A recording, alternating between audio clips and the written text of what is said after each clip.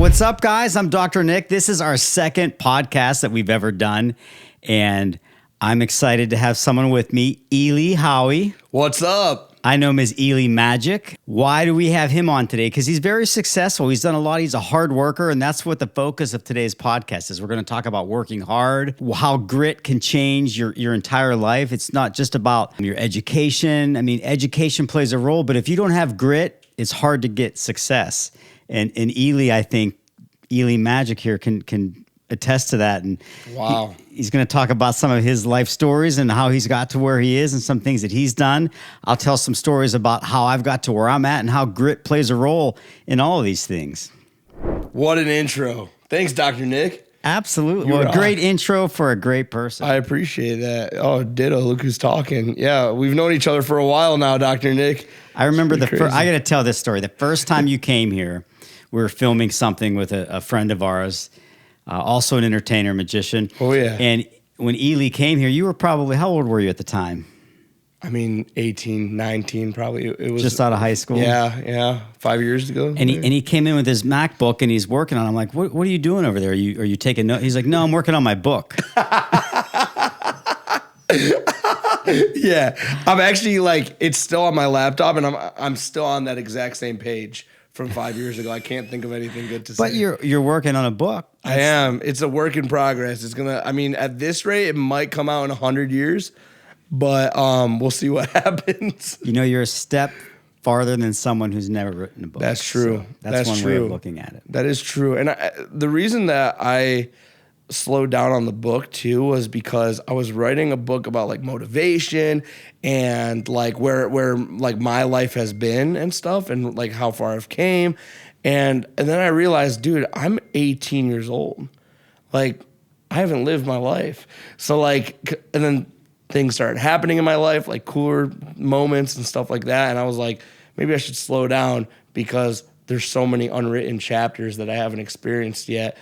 Who am I to write a, autobiography? Well, that's just going to make it even better because now when you start it early and it's time to go back and add to it, now you have all these other chapters to add that you wouldn't have had. So I actually, yeah, definitely. And I edited the book a little bit because it started in like 2018. And then like I went back to it like in 2019 or 2020. And I actually like started labeling chapters like different years and starting to talk about like what I've been through. Well, that's interesting because someone told me as a physician, when you're going through your years of practice, you should write down things about patients, not to break HIPAA or tell personal stories, but you could go home every day and tell a story about each individual person or patient that you could then put into a book later on in life.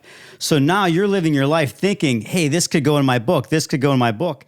And then you're adding to those and you won't forget them. I never took those notes on these patients, so I can't make that book. So you'll be able to make that book because you've already thought ahead and made that blank slate to put it into. Definitely, and I don't want to forget it. You know what I mean? Mm-hmm. I don't want to forget any memories that I've made or any people that I've met. So, God forbid something happens where my memory's wiped or something, I want to have something to look back on. That's why I think I have the record for most photos ever taken on my phone. I have like 100,000 photos or something awesome. on my phone. Because every day I think I take like 100 photos or something, just every day, random stuff. So talking about every day, let's talk about what you do now with Milk and Honey, how you've, the company that you're with that you've helped start. Yeah, so for those of you that don't know, I'm a co-owner of a amazing coffee shop. I'm a little biased. I think it's the best coffee shop in the world. It's called Milk and Honey. He just made me a coffee tonight, and it's crazy because I'm like, this was made in my house with the tools I have, and I could have never done it. So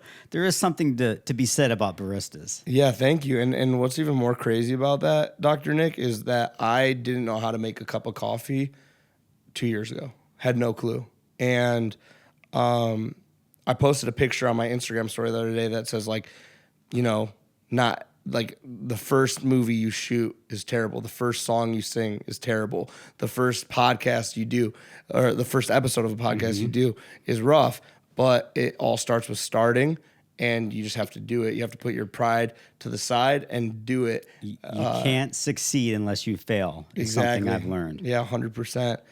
And even with recording videos, all the videos that I've been doing and making, someone once said, don't try to make that perfect video. make 100 bad ones, Yeah. and then that 101st one will be the good. But you can't get the good one unless you've made a bunch of bad ones. 100%. And it's like that's like Thomas Edison. He failed 10,000 times, but he ended up making light bulbs. So which is kind of crazy.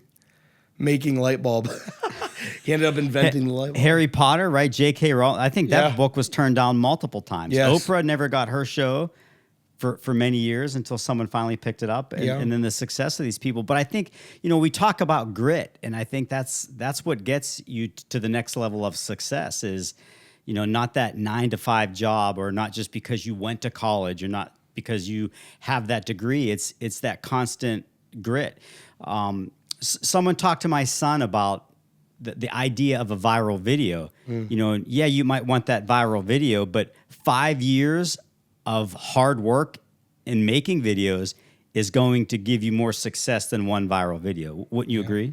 I would 1,000,000% agree, Dr. Nick. I've had my fair share of viral videos, and I'm not saying that to brag. I'm just saying it to have a little bit of credibility here when I say this. But about 10 years ago, my cousin and I were making videos that were absolutely horrendous. And they were just the camera was shaky, and my whether it be a magic video or a comedy video, whatever we were making at the time, I still have them on my phone to this day. I have all the old footage uploaded to my phone. It was just not good quality content. But me and my cousin Alex were talking about this the other day. Right now we average around 100,000 views every single day, which is mind-blowing to us because back then we got maybe 20 views, period. And so we were like, dude, we've been doing this for a long time. No one knows that because we kind of just appeared out of the blue on TikTok and all these different platforms. But that 10 years of work went into what you're seeing now. Absolutely. And would those videos be as good as they are now? Would those ideas be there if you hadn't put all that hard work in? Yeah, and I remember I used to be so afraid of the idea of because I've always been passionate about magic, but I've also been passionate about comedy, and I've always been afraid of trying skits and stuff out like that. How do those guys even come up with ideas? How are they creative? And I remember I would fly out to Atlanta, and I met with Robbie World, who is the master of skits, and he basically I just watched him in his craft. He just would come up with an idea, and he's like, let's do this. And I'm just watching other creators like Rick Smith Jr. I'm watching all these people around me create, and eventually it finally clicked, and I was like, dude, it's not a matter of, these people are creative geniuses. It's a matter of they became creative geniuses over time. It wasn't you were born that way. It was you just have to practice and practice and practice. And just keep doing it, exactly. Right? Video after video or anything, Malcolm Gladwell talks about the 10,000 hours. Yeah, I love that book, Outliers. Yep. Yes. You won't just get there by practicing 1 hour, or you might be born with some of that talent or creative ability, but if you don't put the time in, you'll never get it to the next level. Absolutely, yeah. And what is the next level? I just, we're making these videos. I have a YouTube channel now that's up to 440,000 subscribers. Let's go, Dr. Nick. Woo! Which is cool, and I'm not just saying that to, I'm proud of it, but so when I got to 100,000, I'm like, well, now what? There's just something to be said about the hard work that goes in. Who's this guy? Oh, welcome in. I didn't know you were in this podcast, buddy. Now what? Let's go. All right, buddy. Welcome. Yeah, you can hang out with us. Now we got two cute guys on the couch. Don't worry, Dr. Nick. I was talking about you. Oh, thank you. Yeah, it's okay. You too, buddy. But we were talking about, what was I talking about?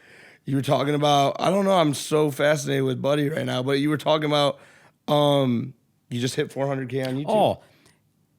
Oh, so what does it mean if I hit 500 or 600? It's still so much fun to do these videos and meet people like you. Yeah. And the comments that I get and educating people. So I didn't start my YouTube channel to grow it, to make money. I started it to educate my patients. It was kind of I should probably have a YouTube channel so I can educate patients on what I do and show them that I exist and what a podiatrist is and some of the pathology that we treat. How many subscribers did you have when I first met you? Do you remember estimate? 4,000? Yeah, that's what I thought. I watched you explode on the internet, which is kind of crazy. You really did, like even Rick, like who's our mutual friend, he would send me videos of yours and be like, "Look, Dr. Nick's blowing up." And No so, way. like, And you guys would watch yeah, them? of course, yeah. We like it's always been pretty cool to see, and just all my friends grow in that way, and it's cool because you're talking about like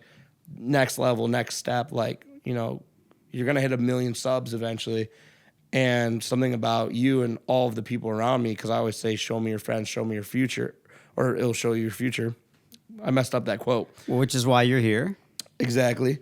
And I strongly believe like you've always been super humble and like you've never changed from the 4,000 followers to the 400K subscribers. Like nothing's ever changed. It's never been about this or that. Like your demeanor never changed. So Well, it's just fun. I love doing it. I could tell, like, and that's another thing is like you can tell that success usually comes from people that are passionate about that topic or whatever they're doing. Like, I've never met somebody who became successful who truly didn't like enjoy their journey or their passion or one way or another. They did something that eventually ended up. Being Steve beneficial. Jobs is a perfect example of that. When they surpassed Microsoft in terms of economic growth and money, he said, it's surreal that they actually passed Microsoft, but that's not why they went to work every day. Yeah. They went to work every day to make great products and invent and innovate. Yeah. And that just you're right. That just shows. I'll get controversial with this. The Beatles at one point were like, the biggest band in the entire world. Everybody loved the Beatles. And Drake, who was recently awarded Artist of the Decade, he has a tattoo on his arm, on his forearm, of the Beatles doing their famous crosswalk, where they're walking. Yeah. And he's actually in front of them passing them because he actually passed them in sales. Wow. In record sales. So like, and that's crazy. That's a one-man band right there. And he was able to, and that was never his intention either. He didn't wake up and go, I'm going to be beat the Beatles. Right, I'm gonna do this. No, he woke up and he was like, I'm gonna create music. I'm gonna do exactly what I love to do. And in turn, he was rewarded with being able to surpass the Beatles in record sales. And he probably didn't wake up one day and have a viral song. He put hard work into writing and producing and creating those. Yeah, there's a funny video of Ed Sheeran that you should watch. It's him singing. Like you point at Joe, I'm sure you guys have seen it. Yeah, because he talks. I said, how does Ed Sheeran just write these hits all the time? And he used to be terrible at singing, and then 10,000 hours. Yeah, 10,000 hours. He just practiced. And like my cousin, actually, he's an actor. He's amazing. I keep talking about him. His name is Alex. He's like, dude, we could both be great singers. And I'm like, dude, I can't sing. Like I really can't. My voice is terrible. He's like, dude, if you practice hard enough, just like magic, just like everything else, you'd be a great singer. And I kind of believe him. I really do. You've got a good voice. No. It's carrying. I'm going to break these mics by accident, dude. I've been asked to help with social media and making videos with some bigger corporations, one that's even into millions or even billions. And when I'm there, they want me to talk to their, without going into detail, other people that work for them and how to, so that they can create videos as well. And they're like, oh, who does your editing and where do you film this? And when they find out I'm doing this at home and spending 2 hours a night at home, they're like, oh, I can't do that. But I mean, I love it. Like instead of sitting down and watching a football game which is fine, but I'm sitting down and I'm editing. It becomes so much fun. It is. It's rewarding. It's fun. And there's just something about creative. I was watching a video this week from, I think they're called Editing Pro or Film Editing Pro or something on YouTube. And they talk about all the tricks and tips of editing and how cuts make a difference and sound and lights and transition. But there's still one part that you can't teach someone, and that's the creativity. And that comes with practice. Right. Like we were talking about. I mean, I now look forward to editing. I edit videos every single day. I post daily content. I'll be posting daily content for like 100% sure to the end of 2023. Every single day we'll be posting a video. I love that. And when people say you do this every day, well, how many hours of TV are some of these people that ask this question watching? I don't really watch TV. Like it's really a management of time because like I'll be in bed and I'll be tired. But last night it was like 11:30 and I was editing videos, and then like I couldn't finish because my eyes were. Did you ever like, wake up in the morning and I'm like, oh man, I never uploaded Yeah, it. yeah. I almost finished editing. I had to edit early this morning, like literally. As soon as I parked in the parking lot at Tower City for the cafe, I finished the video real quick. And you know what I've learned is some of these videos I make, I think they're great in them and they don't do well. And then I'll look a month later and a different video that I edited and uploaded a year ago. Yeah, will blow up. And I'm like, I can't believe people want to see that. Even with surgeries, some of the big complex surgeries that I do and upload, nobody really watches, but it's those simple things that we do that help a patient, or a draining assist or something that was painful that another viewer can relate to and say, oh, my mom had one of those, or so my friend down the street has one of those, and then they share it. And like you get people commenting and stuff, and this is where I fall in love with social media, because it's the science of social media. And like my cousin kind of makes fun of me for it, but like Mr. Beast does it, Logan Paul does it, and that is and I'm sure you do it too. We look at numbers. Like I'm in love with looking at numbers. I'm in love with figuring out, like, no one actually knows the algorithm, but we know the formula. Like at the end of the day, we kind of know what goes viral. Like we know what a viral video looks like because we've gone viral. But no one knows the algorithm. Like I've tried to like, okay, this video is getting like 19 likes a minute, so it should go up. Go to this next but then, yeah, right. But then like I have a video that does like 12 likes a minute, and then it ends up getting like 1 million views. And I'm like, what just happened? Like, how is that possible? But then like you look at like all your analytics, comments, shares, and then like you said, the relatability. Like people are like, oh, my mom had this surgery, or so and so did this, and then you have people commenting, sharing. Below that, there's a whole dialogue under that person's comment. Yeah. Well, you brought up science, and I talk about this at some of these companies that I'm teaching and lecturing with, and I really think that the next level of medicine could actually come from social media, because if you think about this, if I publish a paper and I look at 50 cases that I've done, and there might be a control group and there's science behind the 50 patients that I looked at, but you can go onto a social media platform and see 100,000 patients that had the same type of procedure done, talking about their outcomes.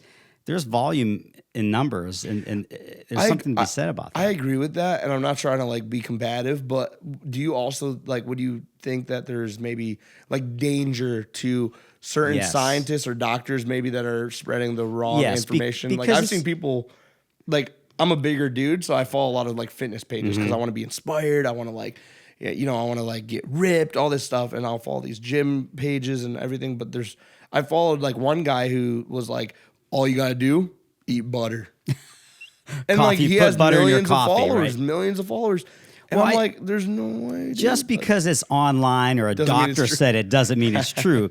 I think what I'm referring to, though, is the people that talk. Like if you can find 100 people talking about the same thing, it might not be evidence-based or science, but it's still 100 people talking about the same results. And that's where social media is absolutely incredible. And I think that it's necessary. Yeah, that's a really good point, Dr. Nick. I didn't even think about something like that. Because like people, when they look at social media, typically, unless they're like in the interest of like medicine, they typically don't think about social media from that perspective. They'll just say, oh, well, social media is bad. It's right. You know what I mean? So, it's negativity, and it's bad for kids, and it's bad for image. Well, it helps my practice. Depends how you use it.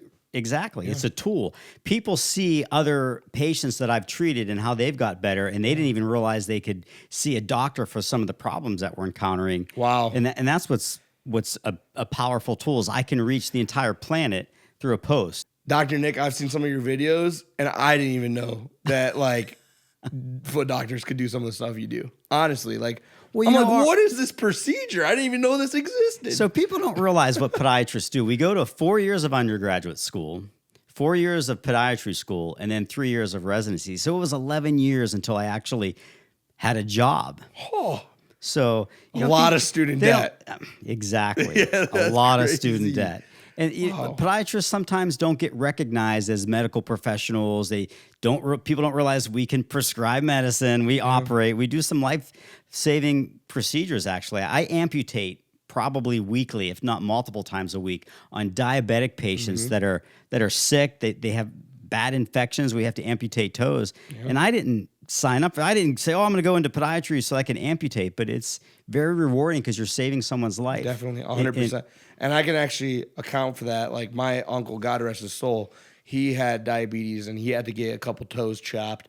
And I mean, like it was a very scary situation when I was younger. Like they didn't think he was going to make it, and he ended up living and everything. And you know, there's power in pictures and video. When you tell a patient you might have to get your toe amputated, and they go home and like, yeah, I saw that doctor. He's telling me not to smoke. He's telling me I need to watch my sugar intake. But when you show them a picture of someone's foot that's gangrenous or pus draining out of it, it hits home. It sends a different message than just telling them. Definitely. 100%. And they can see that on a video. They don't even have to go to a doctor to see that right. stuff, you know? Oh, yeah. And that's where social media is very powerful, because it shares those messages. And I think that, like, a lot of people kind of discredit my generation, which even younger than my generation. What's after Generation Z? I don't know. I'm Gen X. I'm Gen Z.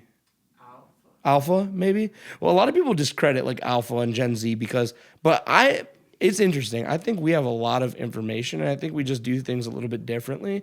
Like, for instance, like with AI and everything else, like, I mean, I've personally been able to use technology my whole life, and I've been able to use it to my benefit. And I remember, like, in school when we were younger, my teachers would be like, do not ever use Wikipedia. It's not a credible source. Never touch Wikipedia. And when I was in college, things completely changed. It was like, use Wikipedia.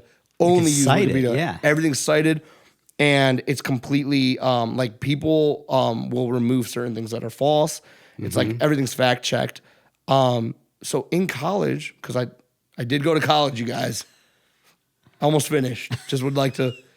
So I basically finished. No, I didn't. But I was told to use Google and Wikipedia and Google Scholar and all these different things that in high school would have been like a joke. Well, part of my channel started by I wanted to share surgeries that I do for my students and residents. When I was a resident, you could read about a surgery in a book, and that helped. But when you saw one, you learned so much more. Oh, yeah. Just like fixing your sink. If you go on YouTube and learn how to fix your sink by watching a video. So here's my question for you, Dr. Nick. Not to interrupt you, but you did. I did interrupt you. But where does social media become a credible source? So it's already happening. YouTube is now accrediting doctors, and when you're posting something, it'll say at the bottom, from a licensed physician. Really?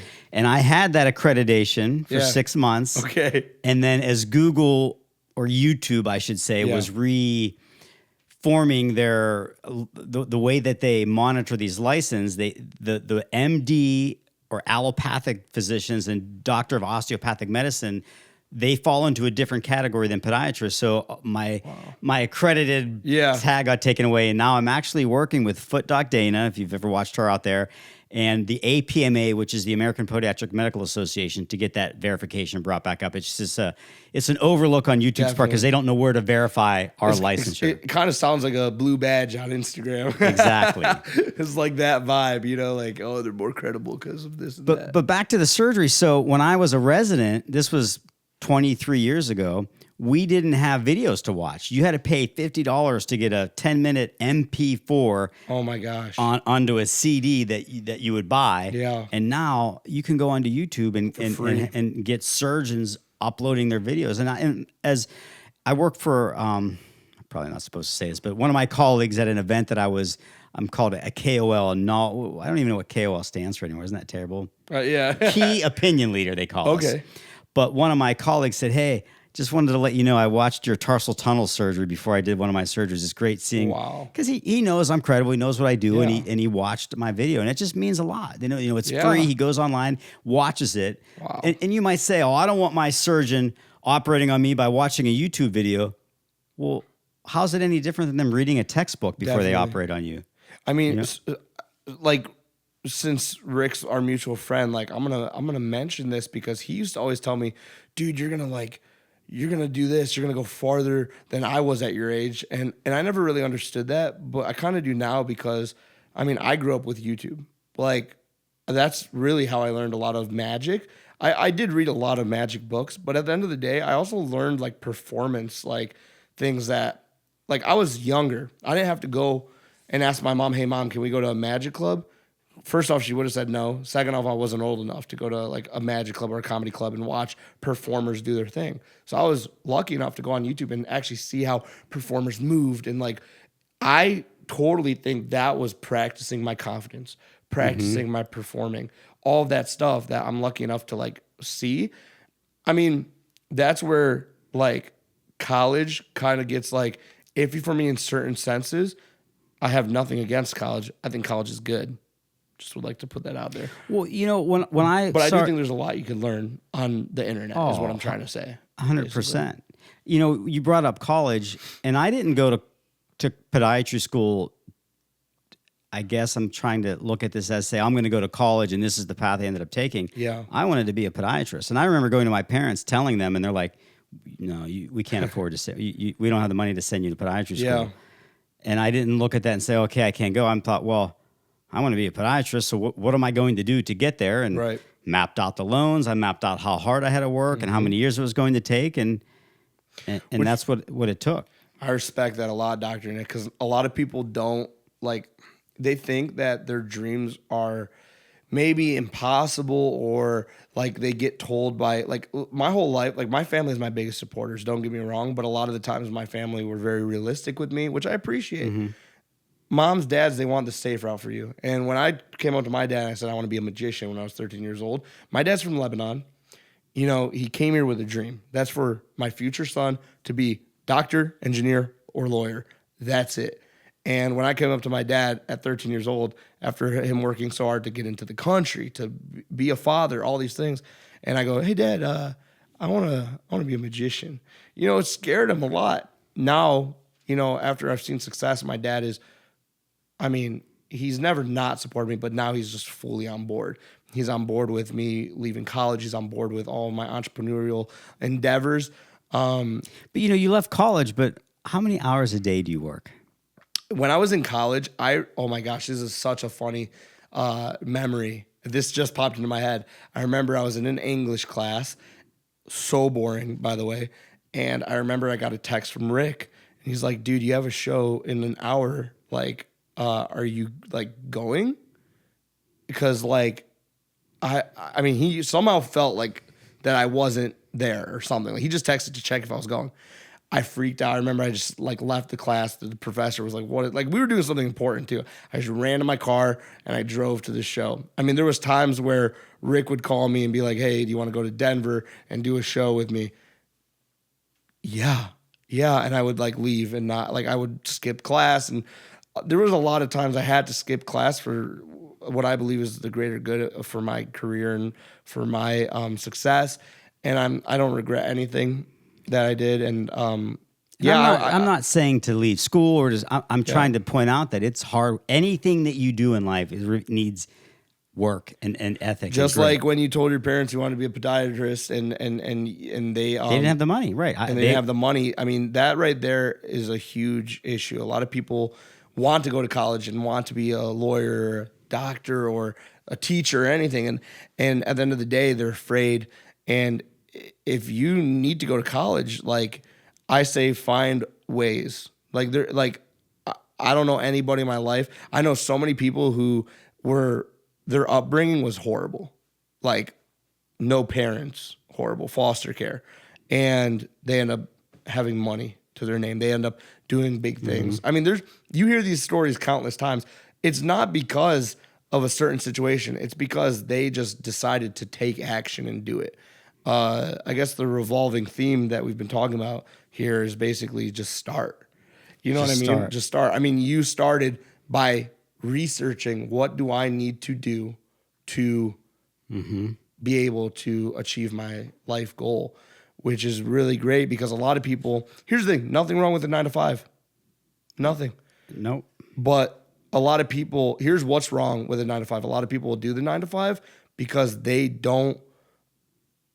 scared. They don't know how to pursue their actual dreams. Yeah, I genuinely believe that like there's nothing wrong with a 9-to-5 job. It's just like don't do that 9-to-5 job if it's like if you want to support your dream with a 9-to-5 job, that's great. I worked at McDonald's for 3 years because I had to buy my magic cards and different tricks and things like that. That's a good thing. Like if you have to work a job you don't like to support the dream that you do like, do that. But like at least try to go for your dream. And I think adding passion to it helps too. If Definitely. you're doing something you don't like, find something positive out of it and turn it into passion. Yeah. So like when we started doing these podcasts and we wanted to do one with you, and I shoot you a text, I'm like, hey, you want to come in a podcast? You weren't Honored, by the way. You didn't say, well, what time? You were like, absolutely. When are we going to do this? I can be. Where are you going to go? Oh, I don't care. We'll do it wherever. You didn't ask what it was about. You didn't ask why are you doing it? What do I need to do? What's the topic? You were like, I'll be there. Let's do it. For 2 reasons. I'm very open. I think that's so important. You have to be open to any opportunity that comes your way. Dr. Nick, you're highly respected. I really, like for real, I have nothing to do with feet or medicine or anything. Yet I do respect you with like the high, because like, dude, what you do is incredible. You help people. If I hurt my foot, I know who to go to. You wanting me to be on the podcast, I was just so open to the idea of, I don't care what it is. Like Dr. Nick, if you say, Elie, I want you to be on the podcast, it doesn't matter what the podcast is. Elie, I need you at my house. We're going to do some sort of content. Let's go. Isn't that great? And when you surround yourself with people like that, that's what makes you successful. You know, like I wouldn't call someone that I didn't think would want to be here. Yeah. I'm like, I know who we can call. Let's get Elie. He'll do this. And it keeps that ball and momentum of the things that you're doing in life rolling. You got to hang out with winners. I actually tell a lot of my friends that, and like, or new people that I meet. I'm like, or anyone who maybe is like having me as their mentor, or like just younger people who I talk to, that come up to me and ask me questions. I always say like, don't hang out with losers. Actually, a lot of kids come up to me at Tower City and ask for jobs and stuff and things of that nature. And I'm like, well, how old are you? Oh, 14. Okay, you're 14. Well, I'll give you a job when you're 16. But like, tell me about school. How was your day? Oh, it was good, man. Like, I don't know about what I want to do with my life, all this stuff. I'm like, what are your friends like? Oh, dude, they're the best, man. They like to party. They like to drink. Like sometimes we do this. I'm like, dude, you're 14. Not like, the right. You're not hanging. I'll tell you right now. Like, if you want what I have, switch up your friend group. Mm-hmm. I promise you. And the one thing, I had 2 really close friends in high school who are still my close friends. I had a small circle. I only hung out with people who had like-minded ideas as me and thoughts. But to be completely realistic, Dr. Nick, I hung out with people like Rick is 20 years older than me. Rick's my best friend. Who's probably working right now. Working right now. Like probably my best friend, one of my best friends. And I hung out with people who were not only older than me, but also just like had it figured out. Well, Jobs, when people ask him, how did Apple become so great and what's the key to your success? He said, I hire A people, not B or C people, or people that want to be there. Yeah. If they didn't want to be with him, they were gone. But they wanted, whether they were successful or not, they wanted to be there. Having a good team, a good circle around you is so important. My bros and I'm not saying this to brag, but my 2 best friends, Alex and Jared, we did make the Forbes list together, 30 under 30. That is awesome. They have their own company. I have my own company, but together we somehow ended up on the same list. It was not like a thing where, we didn't know that we were going to be on the list together, but we did know like a month later on, like that we were potential people for Forbes 30 and back to those things just kind of happen. You didn't say, I'm going to be on the Forbes. You put the hard work in, the hours, the sleepless nights, and that's what gets you there. Yeah, a lot of people don't really want to do that, unfortunately, though. A lot of people want to say, oh, like, so here's where it goes. They'll say, I want this life. I want to achieve this life, but I'm going to I'm not going to put the work. I'm not going to put the hours in. Mm-hmm. And if you don't put the hours in, you don't put the work, you don't have the grit, all those things, it's unfortunately those dreams are not going to happen. It's like that one viral video. Yeah, exactly. Exactly. It peaks and then it's gone. And then the other 5 years of videos aren't there. Yeah. And that's why it's so important to work hard. And then the other thing that happens is a lot of people will blame. They'll play the blame game. Well, oh, I can't do this because of this. I can't achieve my dreams because my childhood was hard, or I can't achieve my dreams because my dad was mean to me. At the end of the day, like, it doesn't matter. It's your life. It's your decision, and every single decision that Dr. Nick has made in his life, every single decision that I have made in my life has led us to be in this moment right now speaking on a podcast, which is pretty awesome. And so I think that the little decisions, the big decisions, bad, good, all of the decisions count. So make them wisely, because, otherwise we wouldn't have achieved what we have achieved in our lives. Our friends wouldn't have achieved what they have achieved in their lives. It just starts with who you're around and just getting after it. There's been so many people where they've asked me, "Oh, where do I start?" I'm like, right there.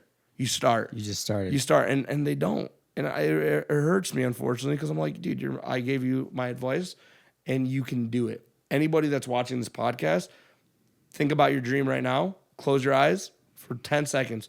Think about your dream, your biggest dream, whether it be to be the world's most known singer on the planet, or to be a great podiatrist like Dr. Nick, or to be a magician. Think about what you want to be. Envision that. Now, open your eyes and figure out what the steps are in order to become that person that you want to be. And if step 1 goes bad, don't stop. Yeah, who cares? Because it might take you 100 steps, or you might need those. You might need 20,000 hours instead of the 10,000 hours. And along that path of getting there, so many other doors will get opened, and some of those doors might lead to bad areas, but never close those doors, because you never know what could be behind that you'll need again. I'll say this.